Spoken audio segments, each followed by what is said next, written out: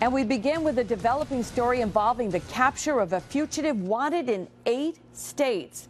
Good afternoon, everyone. I'm Liz Bishop. Police in Massachusetts wrapping up a news conference within the last 45 minutes on a man who was #1 on their wanted list. 26-year-old Gregory Lewis of Southbridge, Massachusetts, was caught last night in Fort Edward after police say he committed a string of sexual assaults across the country.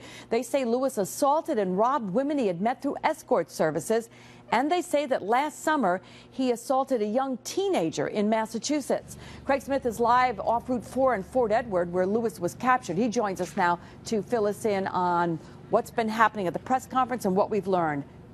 Craig?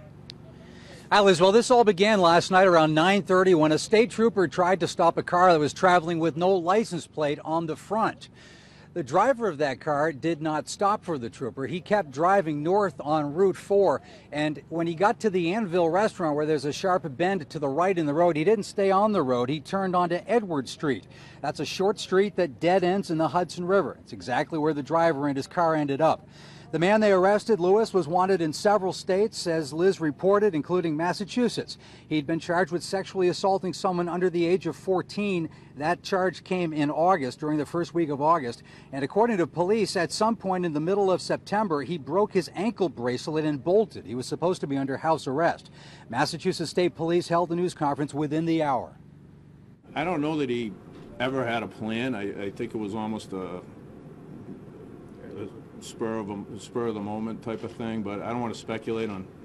I don't think I can speculate on his mentality and his state of mind. But it was almost like he had nothing to lose, and it was his last hurrah, and he was going to go out and do as much damage as possible for as long as he could. It appears as though he was just here last night. Once he was spotted and crashed his vehicle, it was about 20 minutes before he was apprehended. One of the people who lives near this dead end tried to help Lewis, according to police, went down to the riverbank to try to help him out of the river, but police say Lewis only pointed a handgun at him. This afternoon, Lewis is locked up in the Washington County Jail. In Fort Edward, Craig Smith, CBS 6 News.